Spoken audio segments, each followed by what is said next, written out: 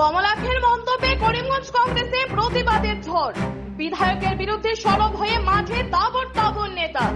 কংগ্রেসীরা ঐক্যবদ্ধ হয়ে উত্তর করিমগঞ্জের বিধায়ককে দিলেন হুঁশিয়ারি। কমলাক্ষের মন্তব্যে এবার চটে লাল করিমগঞ্জ জেলা কংগ্রেস নেতারা, যারা একসময় বিধায়কের ছায়ার সঙ্গে ছিলেন, আজ তারাই বিধায়কের বিরুদ্ধে প্রতিবাদে সোচ্চার হয়ে উঠেছেন। গতকাল বিধায়ক কমলাক্ষ ইন্দিরা ভবনকে মাদ্রাসার সঙ্গে তুলনা করে যে মন্তব্য করেছিলেন তার নিন্দা জানাতে আজ সন্ধ্যা সাংবাদিক সম্মেলনের আয়োজন করেন জেলা কংগ্রেস নেতারা। তাপস পুরকাস্তর উদ্যোগে আয়োজিত এই সাংবাদিক সম্মেলনে দলের প্রতিটি মণ্ডল সমিতির কর্মকর্তারা সামিল ছিলেন। তাদের অভিযোগ, যে দল থেকে তিনবার বিধায়ক নির্বাচিত হয়েছেন সেই দলের জেলা কার্যালয় অর্থাৎ ইন্দিরা ভবনকে মাদ্রাসার সঙ্গে তুলনা দিয়ে সাম্প্রদায়িক মেরুকরণের রাজনীতি করতে চাইছেন কমলাক্ষ পুরকাস্তর। বিধায়কের এমন মন্তব্য যথেষ্ট নিন্দনীয় বলে দাবি করেন তাপস পুরকাস্ত, আইনজীবী জ্যোতিষ পুরকাস্ত, শাহাদত আহমেদ চৌধুরী, সন্দীপ নন্দী, সোনু দাস, জয়প্রকাশ দাস সহ বিভিন্ন শাখা সংগঠনের কর্মকর্তারা। কমলাক্ষ পুরকাস্ত জঘন্য মন্তব্য করেছেন, তারই পরিপ্রেক্ষিতে আজকে আমাদের এই সংবাদ নেন।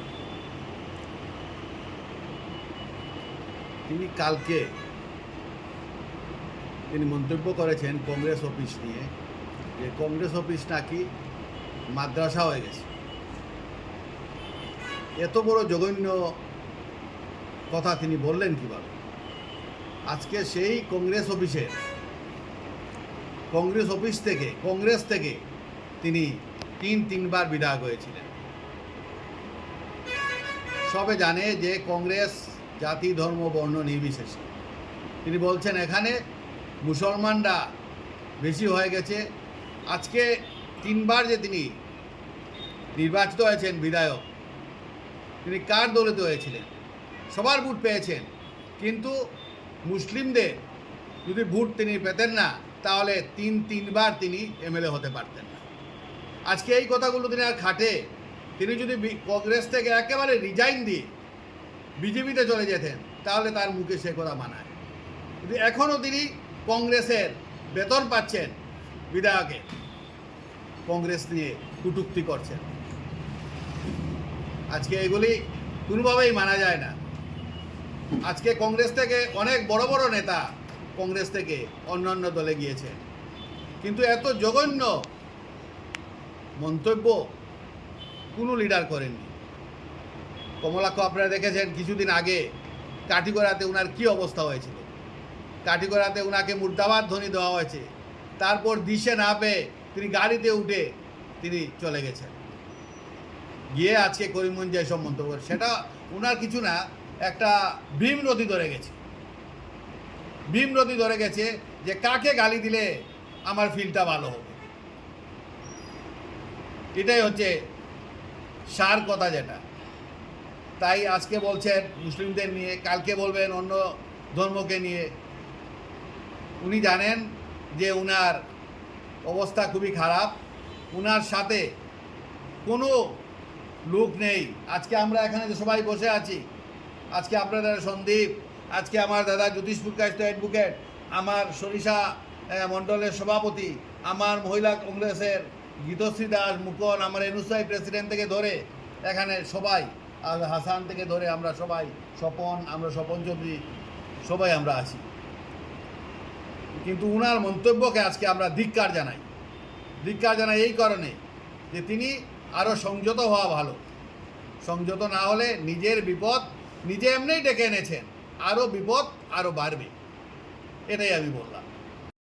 আমাদের বিধায়ক নর্থ করিমগঞ্জের কমলাক্ষ পুরকাস্ত ইদানিংকালে কিছু প্রলাপ বকছেন। শরীরে তাপ যখন বেশি হয়ে যায়, ভারসাম্য শরীরের নষ্ট হয়ে যায়, তখনই প্রলাপ বকছেন। কিন্তু ফ্যাকচুয়াল ডাটাটা কি? ফ্যাকচুয়াল ডাটা বলছে ভারতবর্ষে রাম ভক্তরা ধরাধারী হয়ে গেছে অযোধ্যাতে, বদ্রীনাথে। ফ্যাকচুয়াল ডাটা বলছে কেরলের এই বিপর্যয়ের পর রাহুল গান্ধী এবং প্রিয়াঙ্কা গান্ধী কেরলে চলে গেছেন, আর মোদিজিকে আমরা দেখতে পাচ্ছি না কেরলে, মোদিজি অন্তত। তাহলে ফ্যাকচুয়াল ডাটাটা হচ্ছে যে উনি যে কথাটা বলছেন সেই কথাটা তার ভারতবর্ষের এই যে মানচিত্রে মানাচ্ছে না।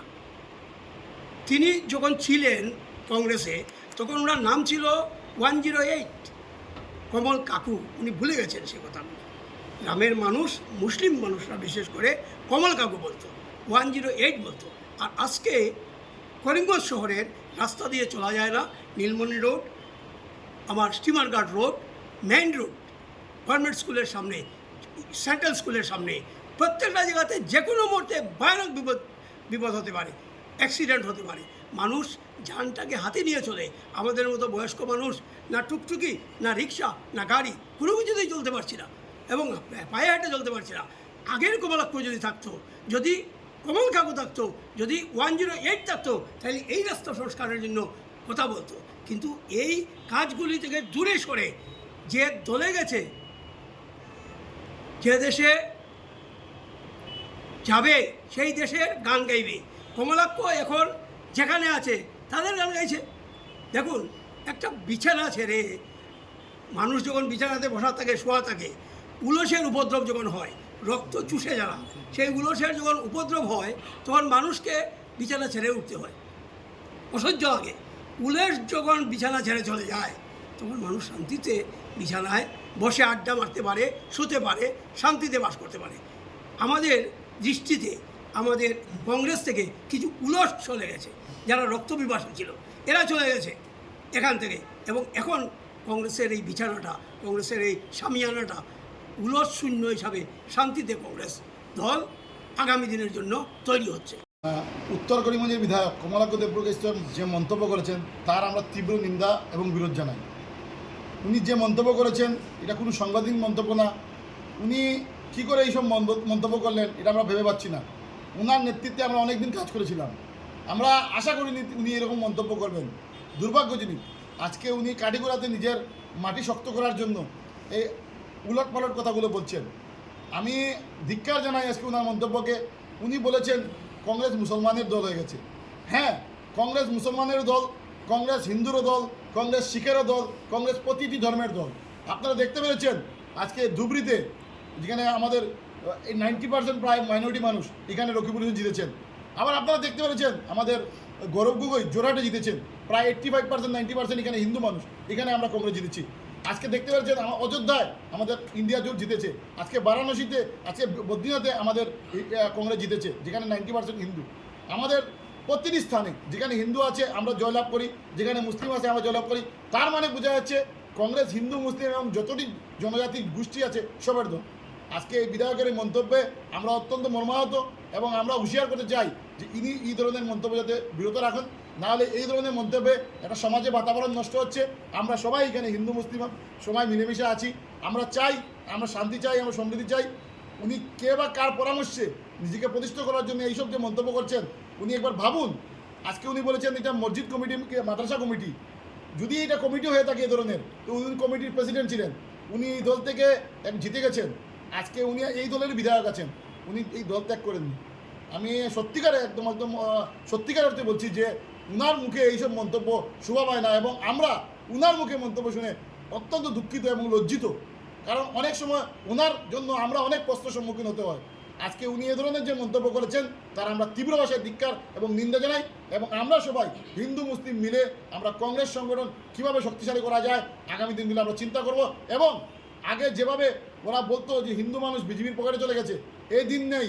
এবার ইলেকশনে আপনারা দেখতে পেরেছেন অনেক ভোট আমাদের হিন্দুদের ভোট আমাদের কংগ্রেসের পক্ষে এসেছে এবং আগামীতে করিমগঞ্জ জেলার অনেক ভালো ভালো ইন্টেলেকচুয়াল হিন্দু মানুষ, ব্যবসায়ী মানুষ কংগ্রেসে যোগদান করবে এবং 26-এ আমরা এখানে কংগ্রেস সরকার করবে আসামে এবং আমরা এই করিমগঞ্জ শাসন আমরা কংগ্রেসকে আবার দেব। উনি ভেবেছেন উনি নেই আর এই কংগ্রেস শেষ হয়ে গেছে, এটা ওনার সম্পূর্ণ ভুল ধারণা। দেখবেন 26 ইলেকশনে কংগ্রেস কীভাবে রেজাল্ট করে। আমি কমলাক্ষ দেবপ্রকাশ ছাত্র হইয়া তার তাই মাদ্রাসার অতদিন আগে হুজুর আসলা, আমরা তার ছাত্র। আজকে আমরা তাই মাদ্রাসার হুজুর আসলা, আমরা তার ছাত্র। আজ 15টা বছর আমরা ছাত্র হলে তাদের ভোট দিয়া বানাইছি হুজুর, কিন্তু ওর বড় দুঃখ পাইছি। ওটা রাজনীতি করেন, ওটা কোনো ব্যাপার নাই। কিন্তু তাই আমি অনুরোধ করি তাই যে কইছেন আজকে মাদ্রাসা তাই যে হুজুর আগে তাই আমরা মনে করতাম, আমরা বিশেষ করে উত্তর করিমগঞ্জ মানুষ বিগত দিনে দেখুন আমরা তার শিষ্য ছাত্র হিসাবে দিনটায় কাম করছি। তাই যে কথা বুঝাইতে চাইছেন তাহলে আমরা অনেকবার ভোট দিছি তাহলে আমরা আইডিওলজি হিসাবে দেখলাম তাই সময় মিলাইবার রাজনীতি দেখে তাহলে আমরা আসলাম আজকে গ্রাম থেকে গড়তেই বাইরে এলে মানুষ এখনো আমরা প্রশ্ন করে তাহলে আমি অনুরোধ করবো যে না আপনি যে স্কুলে যাইরা যে মাদ্রাসায় অতদিন হুজুর আসলা হুজুরটা ছাড়িয়া এখন যে কথা কইতরা ইস্তেমা ইস্তেমার তাই না আমরা ভাবলাম তাই আগে ইস্তেমার আমির আসলানি আজ 15টা বছর তাই ইস্তেমার আমির আসলা আমির হিসাবে কাজ করিয়া গেছেন আমরাও তার লগে আসলাম কিন্তু আমরা রাজনীতিটা করছি না আমরা তাহলে রাজ আসলাম তাই একটা রাজনীতি করতে ভারতের জাতীয় কংগ্রেস সারারে মিলাইবার যে রাজনীতি করতে আমরা অনেকবার আজ 3টা টার্ম 15 বছর তার লগে আমরা শিষ্য হিসাবে তার আমরা ছাত্র হিসাবে রাজনীতি করছি এখনো আমরা তার ছাত্র আছি অস্বীকার করে লাভ নাই তাই যে প্ল্যাটফর্মও যাইতরা তাই যে জায়গায় গিয়ে দাঁড়াইয়া কইরা আমি তাহলে অনুরোধ করবো আপনি আরো আমরা এই টার্মটা শেষ হওয়ার পরে আপনি এই কথাগুলো কইলে আপনার শোভা পাইব যদি আপনার খোয়ার থাকে এই কারণ আপনি যে হুজুর আসলা যে ছাত্র আসলা যে মাদ্রাসার অতদিন হুজুর আসলা যে ইস্তেমার আমির সাহেব আসলা ওটা আপনি রিজাইন দিয়ে আপনি এই জায়গায় গিয়ে আপনার প্ল্যাটফর্মে কথা কন তখন আপনার কথা কওয়ার অধিকার নাই আজকে 15টা বছর আমরা গ্রামের শহরের মানুষে সবে মিলিয়ে আমরা রাজনীতি করছি বিশেষ করিয়া উত্তর করিমগঞ্জের যে রাজনীতি হয়েছিল সমগ্র আসামের মাঝে একটা চিন্তা আসলো যে না একটা কর্মদক্ষ হিসাবে তাহলে আমরা ভোট দিয়ে বানাইছিলাম আজকে আমরা মানুষের প্রশ্ন করে যে আজকে এই জবাবটা আমরা দেওয়া লাগে গড়তেই বেরিয়া তাহলে আমরা অনুরোধ করবো তাই ভাবছিলাম যে আজকে ডেভেলপ করবো আমরা উত্তর করিমগঞ্জ আজকে শহরের ডেভেলপ রইব গ্রামও রইব আগে ভাবলাম না শাসক দল আসলে না এই যে শাসক দলের ঘুষ করিয়া যেটা কইরা আপনি ডেভেলপ করেন উত্তর করিমগঞ্জ আজকে মেডিকেল কলেজ আনিয়া দেই বিভিন্ন আমরা উত্তর করিমগঞ্জ সমস্যা আছে এগুলা ডেভেলপ করেন তখন আমরা ভাববো আর আপনি এই কথাগুলা আপনি 2টা বছর পরে কইন 2টা বছর পরে কইয়া বা হয়তো এটা রিজাইন দিয়ে এই কথাটা কইব আপনি কেন হুজুর আসলা আপনি এই মাদ্রাসার হুজুর আসলা আমরা ছাত্র আসলাম আপনি এই ইস্তেমার আপনি আমির আসলা আমরা শিশু আসলাম এই কথাটা বুঝাইতে চাইরা এর লাগে আমি দয়া করিয়া আপনি এই রাজনীতি করেন আমরা আপনার শিষ্য আসলাম আপনার বালা পাইতাম বালা ভাই কিন্তু উন্নয়নের স্বার্থে আপনি রাজনীতি করেন এইগুলা করলে আজকে আমরা মনে বড় কষ্ট পাইছি আমরা জনগণে আমরা প্রশ্ন করেন আমরা যারা কাছ থেকে ভোট আদায় করলাম যে ছাত্রদের কাছে ভোট আদায় করছি এই জবাব দিয়ে আমরা হইতে লাগে আপনি তো গেছেন গিয়া আপনি চিফ মিনিস্টারের দ্বারস্থ আসুন কিন্তু আপনারা জনগণে আমরা প্রশ্ন করেন যে এই ছাত্রগুলা আজকে যেভাবে কররা আমরা সত্যি লজ্জা পাইছি এর লাগে আমি বিধায়ক সাহেবরে কইমু আপনি রাজনীতি করেন আর নাইলে এই মাদ্রাসা ছাড়িয়া যেটা কথা কইছেন মাদ্রাসা ছাত্র আসলা যে ইস্তেমা আসলা এইগুলা ছাড়িয়া আপনি রিজাইন দেন এই দল থাকি এই রিজাইন দিয়ে আপনি অন্য দল গিয়ে মাতোন আমরা মনে দুঃখ